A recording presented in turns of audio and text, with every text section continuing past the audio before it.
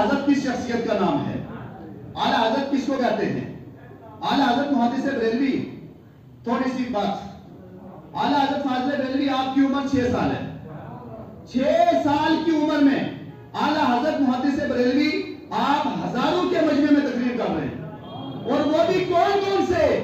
سب کے سب آپ کی مجلس کے اندر علماء موجود ہیں، فضلاء موجود ہیں، محدثین بڑے بڑے اولیاء موجود ہیں. ان سب کی موجودگی کے اندر اعلیٰ حضرت محدث بریلوی آپ کھڑے ہوئے. 6 سال کی عمر ہے. 6 سال کی عمر میں اعلیٰ حضرت نے 2 گھنٹے تقریر کی میلاد مصطفیٰ پر. اور جب تقریر کی، تقریر کا عالم یہ نہیں تھا کہ کسے کہانے بیان کر دیے، چٹکلے بیان کر دیے، حقائق بیان کر دی. نہیں، اعلیٰ حضرت نے دلائل اور براہین کی روشنی میں جب تقریر کرنا شروع کی، اعلیٰ حضرت فاضل بریلوی، آپ کے والد، آپ کے جتنے بھی اولیاء اور جتنے بھی اہل علم موجود تھے، سب ہکے بکے رہ گئے اور کہنے لگے یہ بیٹا نہیں، یہ اپنے وقت کا مفتی اعظم ہے. اب آپ کے 23 سال کی عمر میں حج کے لیے، تو جو حج کے لیے آپ تشریف لے گئے، آپ کی عمر 23 سال ہے، 23 سال جسے کہتے ہیں. والد صاحب، والدہ وغیرہ، والدہ کے ساتھ آپ گئے حج کے لیے. تو اعلیٰ حضرت جو جہاز میں بیٹھے، بحری جہاز تھا، اس میں آپ بیٹھے جو تو حج کے لیے نکلے، تھوڑا آگے پہنچے تو وہ جہاز ایسے ڈگمگانے لگا. تو جو جہاز چلانے والا تھا اس نے کہا کہ سب لوگ کفن باندھ لیں اور کلمہ شریف پڑھنا شروع کر لیں کیونکہ اب جہاز ڈوبنے والا ہے. تو اعلیٰ حضرت کو دیکھا تو آپ بیٹھے ہوئے ہیں اور لکھ رہے ہیں کتابیں، اور درود شریف اور کلمات شروع ہیں. تو لوگوں نے آ کر کے کہا حضرت آپ نے کفن کیوں نہیں پہنا؟ تو کہنے لگے میں کفن کیوں پہنوں؟ کہا کس لیے پہنوں؟ جہاز ڈوب رہا ہے. اعلیٰ حضرت کہنے لگے یہ جو آدمی جہاز چلا رہا ہے، یہ کہہ رہا ہے جہاز ڈوبے گا، یہ غلط کہہ رہا ہے، یہ جھوٹا ہے. اس لیے جھوٹا ہے کہ مجھے مصطفیٰ کی حدیث پر یقین ہے، مصطفیٰ کے جملوں پر یقین ہے. مصطفیٰ نے فرمایا جو سواری پر سوار ہونے سے پہلے دعا پڑھ لے گا، اللہ تعالیٰ حادثے سے محفوظ فرما لے گا. سلامتی کے ساتھ آپ پہنچ گئے. اب مکہ آ گئے. جو مکہ شریف آپ پہنچے تو مکہ شریف کے اندر آپ نے وہاں ایک مفتی شافعی ہیں مکہ کے، انہوں نے اعلیٰ حضرت کو دیکھا. جو ہی اعلیٰ حضرت کو دیکھا تو دیکھتے رہ گئے، کافی عرصہ تک دیکھتے رہے. تو اعلیٰ حضرت نے کہا مجھے کیوں دیکھ رہے ہو؟ وہ کہنے لگے خدا کی عزت کی قسم، اے بیٹا، اے احمد رضا، خدا کی عزت، یہ کون ہے؟ یہ مفتی شہر ہے، مفتی مکہ ہے، مکہ کا مفتی کہہ رہا ہے اے احمد رضا، خدا کی عزت کی قسم میں دیکھ رہا ہوں تمہارے چہرے کے اندر خدا کے نور کے جلوے نظر آ رہے ہیں. ہم کیوں نہ ان کو محدث اعظم کہیں، ہم ان کو فقیہ اعظم کیوں نہ کہیں، جبکہ مفتی مکہ اور مکہ کے مفتی ان کے لیے یہ جملے کہہ رہے ہیں. اب آگے سنیے. اعلیٰ حضرت نے حج کیا اور حج کے بعد اعلیٰ حضرت کی بارگاہ میں ایک سوال آ گیا. سوال یہ آیا کہ کیا نبی پاک کو علم غیب ہے کہ نہیں ہے؟ اب وہ مکہ کے مفتیان نظام تھے اور اس وقت سعودی حکومت نہیں تھی، اس وقت یہ سلطنت عثمانیہ تھی، ترکیوں کی حکومت تھی. اعلیٰ حضرت سے سوال کیا کہ کیا حضور علیہ السلام کو علم غیب ہے یا نہیں؟ تو اب اعلیٰ حضرت نے، اس وقت بخار تھا، آپ کو بیمار تھے، لیکن اعلیٰ حضرت نے اسی وقت قلم اٹھایا، پوچھا کتنی دیر میں جواب چاہیے؟ ہیں کہاں؟ اعلیٰ حضرت حج کے لیے گئے ہیں. ہم کوئی کتاب لکھتے ہیں تو پوری لائبریری میں بیٹھنا پڑتا ہے. اعلیٰ حضرت کی ذات تو وہ ہے، اعلیٰ حضرت کی شان یہ ہے، پوری لائبریری اعلیٰ حضرت کے ذہن کو اللہ نے بنا دیا ہے. اعلیٰ حضرت نے کہا کتنی دیر میں چاہیے؟ کہا جلدی چاہیے، کل تک چاہیے. اعلیٰ حضرت حجر اسود کے پاس، مقام ابراہیم کے پاس بیٹھے، کیونکہ اس وقت لوگ حج کے لیے کم ہوتے تھے، 70 80 100 آدمی ہوتا تھا. اعلیٰ حضرت مقام ابراہیم کے پاس بیٹھے، بخار تھا. اعلیٰ حضرت نے لکھنا شروع کیا. لکھتے لکھتے لکھتے صرف 8 گھنٹے کے اندر روئے زمین پر کوئی شخصیت ہو تو بتاؤ، صرف یہ اعلیٰ حضرت کی شخصیت ہے. اعلیٰ حضرت نے 8 گھنٹے کے اندر 450 صفحات پر مشتمل کتاب لکھ دی.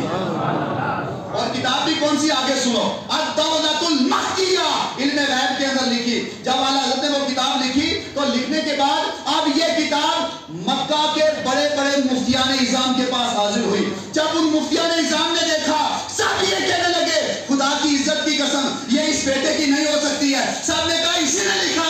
وہ سب کے سب کہنے لگے، مفتیان مکہ کہنے لگے خدا کی قسم یہ وہ کتاب ہے، قرآن کی عبادت اس میں موجود ہے، حدیث کی عبادت اس میں موجود ہے. اور صرف یہ قصہ کہانی نہیں ہے، بلکہ قرآن اور حدیث سے یہ آج 400 صفحات لکھ کر کے انہوں نے ثابت کیا اللہ نے مصطفیٰ کو علم غیب عطا فرمایا. آگے سنو. وہ کتاب بعد جب تک ترکیوں کی حکومت رہی تو اس وقت وہاں مفتی شہر نے اعلان کر دیا آج کے بعد یہ کتاب مکہ شریف کے اندر پڑھائی جائے گی، مکہ سلیبس کے اندر شامل کی جائے گی۔ پوری روئے زمین پر اگر درمیان میں کوئی جگہ ہے اس کو مکہ کہتے ہیں۔ مطلب یہ ہوا جو مکہ میں قبول ہو گیا وہ پوری دنیا میں مقبول ہو چکا ہے۔ اعلیٰ حضرت کی ذات وہ ہے جو مکہ میں قبول ہو گئی۔ اس کے بعد آپ حج کے لیے حج کیا اور اس کے بعد مدینہ شریف پہنچے، جب حضور کی بارگاہ میں پہنچے، ہم بھی جاتے آپ بھی جاتے، اور عاشق صادق کا جانا ایک اپنا انداز ہے۔ اعلیٰ حضرت بھی پہنچے حضور کی بارگاہ میں، جا کر کے سلام پیش کیا، پہلا دن گزرا، کہا یا رسول اللہ میں آپ کا دیدار کرنا چاہتا ہوں، دیدار کرنا چاہتا ہوں۔ پہلا دن گزرا، دوسرا دن گزرا، تیسرا دن جب آیا تو تیسرے دن اعلیٰ حضرت کہنے لگے یا رسول اللہ آپ کی بارگاہ وہ ہے، آپ کی بارگاہ میں حضرت محمد کبیر الرفائی آئے تھے، آپ نے ہاتھ باہر نکال کر کے آپ نے حضور علیہ السلام سے فرمایا یا رسول اللہ ہاتھ باہر نکال کر کے آپ نے مصافحہ کیا تھا، آپ کی بارگاہ میں بڑے بڑے بزرگان دین آئے، بڑے بڑے عاشق صادق آئے، یا رسول اللہ میں ادنا غلام آپ کی بارگاہ میں آیا ہوں، آپ کا دیدار کرنا چاہتا ہوں۔ اتنا جملہ کہنا تھا کہ ادھر اپنی آنکھوں سے جیتے جاگتے اعلیٰ حضرت نے حضور کا دیدار کیا، جو حضور کا دیدار کیا تو اسے پکار کے کہنے لگے تو زندہ ہے واللہ، تو زندہ ہے واللہ، میرے چشمے عالم سے چھپ جاتا ہے۔ اعلیٰ حضرت فاضل بریلوی علیہ الرحمہ آپ کی ذات اور آپ کی شان یہ ہے۔ اب تھوڑا علمی گفتگو بھی آپ سنیں، اللہ نے علم کتنا دیا تھا، کچھ مختصر تو پچھلے جمعے کو بتایا تھا۔ علم کا عالم یہ تھا کہ حضرت محدث بریلوی علیہ الرحمہ آپ سے سوال پوچھا گیا کہ کتنی چیزوں سے تیمم کرنا جائز ہے۔ اب یہاں ایک علمی بحث ہے، میں مختصر کر کے آپ کو بتاؤں۔ حضرت امام اعظم ابو حنیفہ آپ کی ذات کو ہے، پہلے ایک چیز سنیں، حدیث کے اندر اور فقہ کے اندر آتا ہے ایک مقلد اور ایک آتا ہے ممیز، ایک اصحاب تخریج، اصحاب ترجیح، اور اس کے بعد مجتہد فی المسائل، مجتہد فی المذہب، اور اس کے اوپر لاسٹ پہ آتا ہے درجہ مقلد کا۔ مقلد صرف امام اعظم ابو حنیفہ ہے اور امام شافعی اور امام مالک، یہ چار ائمہ ہیں، یہ مقلد ہیں، اور ان کے جو شاگرد ہیں وہ سب کے سب مجتہد فی المذہب ہیں۔ اب اس وقت میں آ جاؤ، آج کے دور میں امام اعظم اور ان کے شاگردوں کے بعد سے آج تک کوئی مجتہد فی المذہب نہیں ہے، مجتہد فی المذہب نہیں، کوئی نہیں ہے۔ مجتہد فی المذہب اس کے کہتے ہیں، مجتہد فی المذہب اس کو کہتے ہیں کہ جو اپنے امام کے اصول اور ضوابط کو ذہن میں رکھ کر کے مسائل کا استخراج کرے، اس کو مجتہد فی المذہب کہتے ہیں۔ اب اعلیٰ حضرت کون ہیں؟ ان کے لیے محدثین نے فرمایا، اکابرین نے فرمایا کہ خدا کی عزت کی قسم اگر اعلیٰ حضرت امام اعظم کے دور میں ہوتے تو امام اعظم انہیں اپنا شاگرد بنا لیتے۔ مطلب یہ ہوا اگر اعلیٰ حضرت امام اعظم کے دور میں ہوتے تو مجتہد فی المذہب ہوتے، مجتہد فی المسائل ہوتے۔ اسی طرح ایک آتا ہے اصحاب یہ، اس کے بعد حدیث کے اندر ایک ہے طالب حدیث اور ایک ہے شیخ الحدیث۔ طالب حدیث حدیث سیکھنے والے کو کہتے ہیں، شیخ الحدیث اس کو یہ سننے کی بات ہے، شیخ الحدیث اس کو کہتے ہیں جو حدیث پڑھاتا ہے، حاکم حدیث اس کو کہتے ہیں جسے حضور علیہ السلام کی 1,00,000 حدیث سندن تعدیلن جرحن متن یاد ہو۔ یہ مختصر میں آپ دو لفظوں میں سنیں، یعنی حدیث کی سند کیا ہے وہ بھی یاد ہو، اور سند کے بعد جتنے راوی آ رہے ہیں سند کے اندر وہ کیسے ہیں، ان کی پوری حالات زندگی یاد ہو۔ اب ہمیں ایک آدمی کی حیات زندگی یاد نہیں رہتی اور ہزاروں لاکھوں کی کہاں یاد رہے گی۔ اعلیٰ حضرت حدیث کے اندر اعلیٰ حضرت کا درجہ یہ ہے، اعلیٰ حضرت شیخ الحدیث بھی ہیں، طالب حدیث بھی ہیں، اور اعلیٰ حضرت کا علم میں بہت مقام ہے۔ مصطفیٰ کی حدیثیں ہزاروں لاکھوں حدیثیں اعلیٰ حضرت کو سندن تعدیلن جرحن سب کی سب زبانی یاد ہے۔ سبحان اللہ، ایک علمی بات ہے۔ اور اس کے بعد پھر آپ علم کا عالم یہ ہے سند حدیث کا کہ محدث سورتی کے پاس آپ بیٹھے ہوئے تھے، دعوت کی انہوں نے تو بینگن وہ رکھا ہوا تھا، تو اعلیٰ یہ محدث سورتی نے بینگن کی فضیلت پر 7 حدیثیں پڑھی۔ اعلیٰ حضرت نے ان کے جواب میں بینگن کی فضیلت پر آپ نے 14 حدیثیں پڑھی۔ 14 حدیثیں پڑھنے کے بعد اب اعلیٰ حضرت جرا کرتے ہیں، کہتے ہیں جتنے راوی ہیں سب کے سب کمزور ہیں، لہذا یہ حدیث ساری کی ساری ضعیف ہے۔ علم کا عالم یہ تھا۔ اب یہ علمی کی بات ہے، تیمم کا مسئلہ پوچھا گیا، امام اعظم سے پوچھا تو آپ نے کہا کہ جس چیز کے اندر مٹی کی ملاوٹ نہ پائی पाई जाती हो उससे तयम्मुम करना जायज है। आला हज़रत की बारगाह में ये मसला पहुंचा, हज़रत आप बता दीजिए तयम्मुम कितनी चीजों से करना जायज है। आला हज़रत फाज़िल बरेलवी आपने कलम उठाया और कलम उठाने के बाद लिखना शुरू किया। हज़रत इमाम आज़म से लेकर के आज आला हज़रत के दौर में जितनी किताबें लिखी थी सबको आला हज़रत ने जमा किया। उनके अंदर देखा तो सिर्फ 81 चीजों से तयम्मुम करना जायज है। ये किताबों में लिखा था, आला हज़रत ने सबको जमा किया, 81 चीजों से करना जायज था। अब आला हज़रत कलम उठा रहे, इल्म देखो अल्लाह ने कितना दिया है। अब आला हज़रत कलम उठा रहे, इमाम आज़म ने एक जुज़िया पेश किया था, मगर इमाम अहमद रजा का आलम ये है, इमाम अहमद रजा आला जो है हज़रत इमाम आज़म का जुज़िया लिखते हैं। लिखने के बाद लिखना शुरू किया, आला हज़रत ने 107 चीजें लिखी, इनसे तयम्मुम करना जायज है। सुभान अल्लाह। आप देखें इल्म का आलम। फिर आगे पानियों का, तो पानियों के अंदर एग्रीकल्चर है और दूसरा डिपार्टमेंट है। आला हज़रत ने सब लोगों को पूछा कि बताओ आपके यहाँ पानी की कितनी किस्में हैं, कितनी चीजों से पानी बनता है। तो इन सब ने मिलकर के एक ने कहा कि 53 चीजें हैं देसी जुबान में, दूसरे ने कहा 32 चीजें हैं, पानी इन सब चीजों से मिलता है। एक ने 32 कहा, एक ने 52 कहा। आला हज़रत की बारगाह में सवाल हुआ, आला हज़रत आप बोले। अब ये इन लोगों का काम था, स्कूल वालों का। अल्लाह तबारक व तआला ने सारे उलूम आला हज़रत को अता फरमाए थे। आला हज़रत जा रहे थे एक मरतबा ये इंग्लिश वगैरह ये सब सीखने, वालिद साहब से इजाजत ली तो वालिद मोहतरम ने कहा बेटा आप कुरान और हदीस पढ़ो, सब के सब इल्म अल्लाह आपको अता फरमाएगा। आला हज़रत कभी साइंस वगैरह सीखने के लिए नहीं गए, ये कुरान और हदीस का फैज था कि सब उलूम आपके अंदर मौजूद थे। अब पानी की बात थी, आला हज़रत से पूछा गया कि पानी की अक़साम करें। आला हज़रत कलम उठा रहे हैं और कलम उठाने के बाद लिखना शुरू किया। आला हज़रत फाज़िल बरेलवी अलैहिर्रहमा आपने लिखते लिखते 350 किस्में पानी की बयान की है। सुभान अल्लाह। इतने चीजों से पानी जायज है, इन सब चीजों से। और उसके बाद फिर जो कुल पानी का हिस्सा निकाला गया, जो पानी की अक़साम करके आला हज़रत ने उम्मत के सामने पेश की है, वो 450 अक़साम बयान की है।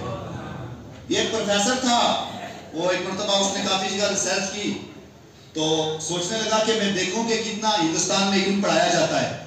तो वो गया स्कूल में, कॉलेज में वगैरह सब लोगों के पास, उनसे पूछना शुरू किया तो मदरसे के अंदर 15 उलूम पढ़ाए जाते हैं, कुरान हदीस फिक़ह वगैरह ये सब। इसी तरह यूनिवर्सिटियों के अंदर उसने 45 बताए, तो कुल हो गए 60 उलूम पढ़ाए जाते हैं हमारे हिंदुस्तान के अंदर। आला हज़रत तन्हा वो शख्सियत हैं जो सिर्फ 60 नहीं बल्कि 120 उलूम पर अल्लाह ने आपको महारत अता फरमाई थी। अब क्या जवाब दे रहे हैं आला हज़रत? आला हज़रत ये कह रहे हैं हिंदुस्तान वालों, पूरी यूनिवर्सिटियों वालों, तुम सब के सब मिलकर के जब तन्हा अहमद रजा का मुकाबला नहीं कर सकते, मुस्तफा का कैसे मुकाबला करोगे? इल्म का आलम यह था कि आला हज़रत जैसा रूए जमीन पर आपके बाद से कोई पैदा नहीं हुआ।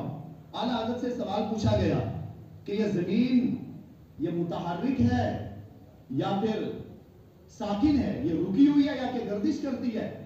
अब ये साइंस का मौजू था।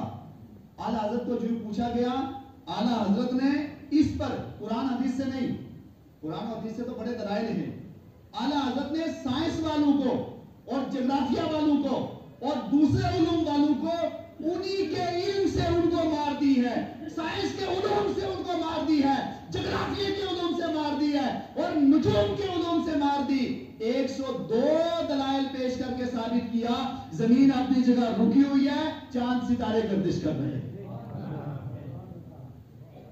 इल्म का आलम यह था कि हर फन के अंदर आला हज़रत लाजवाब थे। आप सखावत के ऊपर देखो, सखावत अल्लाह ने कितनी दी थी। आला हज़रत के बेटे की जब शादी आई तो आला हज़रत ने आपने अपने बेटे की शादी में मदरसे के अंदर जितने बच्चे पढ़ रहे थे सारे बच्चों को सफेद लिबास सिलवा करके सबको पहनाया। और दावत की दावत भी कैसे किया? आज हम मदरसे के बच्चों को कोई अहमियत नहीं देते हैं, मौलवी ये चलेगा। हदीस मुबारका में जहां से ये लोग गुजरते हैं अल्लाह इनके कदम की बरकत से 40 दिन तक अज़ाब उठा देता है। ये एक तालिब इल्म की फजीलत है। आला हज़रत ने जब बेटे की शादी हुई तो आला हज़रत फाज़िल बरेलवी आपने अपने घर में, कश्मीर के बच्चे भी वहां थे, बरेलवी में पढ़ रहे थे, बाकी और भी काफी लोग, क्योंकि उस वक्त हिंदुस्तान वो अंग्रेजों की हुकूमत थी, बाद में आ गई थी, तो उस वक्त काफी लोग बाहर के, पिशावर के, लाहौर के, उधर सब के बच्चे यहाँ पढ़ते थे। आला हज़रत ने सारे बच्चों को पूछा आपको क्या चाहिए, उन्होंने कहा हमें खाना खाना है, और खाना भी दिया आला हज़रत ने कैसे खिलाया, मसलन कश्मीर का बच्चा है, आला हज़रत ने कश्मीर से आदमी बनाया इनके लिए खाना बनाने के लिए, लाहौर वाला तो लाहौर से बुलाया, पिशावर वाला तो पिशावर से बुलाया, दिल्ली वाला तो दिल्ली से बुलाया, जो जिस इलाके के अंदर रहता था वहां से कुक बनाया और कहा इनको खाना खिला करके खिला दो। फिर आला हज़रत फाज़िल बरेलवी जिसके यहाँ जाते थे तो आला हज़रत चलने में भी आला हज़रत लगते थे, बोलने में भी आला हज़रत लगते थे, लिखने में भी आला हज़रत लगते थे। चलने का आलम यह था, आला हज़रत किसी के यहाँ ऐसे नहीं उठ के चले जाते थे, आला हज़रत की शान थी। शान ये थी कि वो जिसके यहाँ भी जाते थे, कोई आला हज़रत को दावत देता था, हमारे अगर बड़े से बड़ा कोई पीर आ जाए हम कोई अहमियत नहीं देते, आला हज़रत का आलम यह था, उनको जो भी दावत देता था सबसे पहले वहां से लेकर के अपने घर तक पूरी जगह को सजा देता था, और घर को सजाया जाता था, फिर आला हज़रत शान के साथ उसके यहाँ जाते थे और जाने के बाद उसकी दावत को कबूल करते थे। अल्लाह तबारक व तआला ने आला हज़रत को बहुत उलूम दिए। आखिरी बात, आला हज़रत फाज़िल बरेलवी के पास कुछ लोग मुखालिफ भी थे उस दौर के अंदर, वो जलते थे, हसद था उनके अंदर, क्योंकि आला हज़रत ने जो दीन की तबलीग की है सही मानों में रूए जमीन पर उनके बाद किसी और ने नहीं की है, हक और बातिल को सामने पेश किया है, दोनों का चेहरा पेश किया है। आला हज़रत दो आदमी पीछे उनके मुखालिफ हो गए, उनको कत्ल करने के लिए, हयात के अंदर लिखा है, कत्ल करने के लिए दो आदमी निकले, वो साजिश कर रहे थे मैं कब आला हज़रत को कत्ल कर दें। तो एक दिन आला हज़रत मस्जिद में बैठे हुए थे, बारिश हो गई, आला हज़रत नहीं जा सके, सब लोग चले गए। अब ये दोनों आए, आने के बाद सीधा आला हज़रत को पीछे से आला हज़रत पर वार किया, तलवार चलाई कत्ल करने के लिए। जो ही तलवार चलाई, अब वो दोनों जमीन के ऊपर गिर गए और चीख लगाई उन्होंने, ऊंची आवाज से चिल्लाए और जमीन पर गिर गए। सारे लोग जमा हो गए, आला हज़रत ने उन लोगों को खड़ा किया, पानी झिड़का, जब वो होश में आ गए, होश में आने के बाद पूछा क्या हो गया, तो उन लोगों ने कहा आला हज़रत आप हमें माफ करो फिर हम आपको जवाब देंगे। आला हज़रत ने कहा मैंने माफ कर दिया, बोलो क्या हुआ। अब वो दोनों कहने लगे हमें फला फला आदमी ने रियाल दिए थे, पैसे दिए थे कि आला हज़रत को कत्ल कर दो, हम बड़ी दिनों से ये कोशिश कर रहे थे, कामयाब नहीं हुए, आज जो ही हम कत्ल करना चाहते थे, आगे बढ़े, इतना बड़ा शेर आपके सामने नमूदार हुआ, हम उसको देख करके बेहोश होकर जमीन के ऊपर। अब आला हज़रत ने कहा, आला हज़रत कहने लगे, वो लोग कहने लगे आपकी करामत है। आला हज़रत ने कहा ये मेरी करामत नहीं है, ये गौसे आज़म जिलानी का फैज़ है, ये औलिया कामिलीन का फैज़ है, ये मुस्तफा का फैज़ है, क्योंकि मैं जिनका नौकर हूं वो मेरी हिफाजत खुद करता रहे। और बहुत से अकाबिरीन ने कहा है, हमारी बात खत्म, बहुत से अकाबिरीन ने कहा है कि आला हज़रत फाज़िल बरेलवी आपका आलम ये है, इल्मी मुकाम ये है कि आला हज़रत पहले फतवा लिखते हैं, फतवा लिखने के बाद इमाम आज़म का जुज़िया लिखा, फिर इमाम आज़म से बात करते हैं, कहते हैं इमाम आज़म ने ये लिखा, अब इसके ऊपर मैं अपनी ये जरा पेश करता हूँ, मैं अपनी ये राय पेश करता हूँ। इल्म में हर लिहाज से अल्लाह ने आपको बहुत ज्यादा महारत अता फरमाई।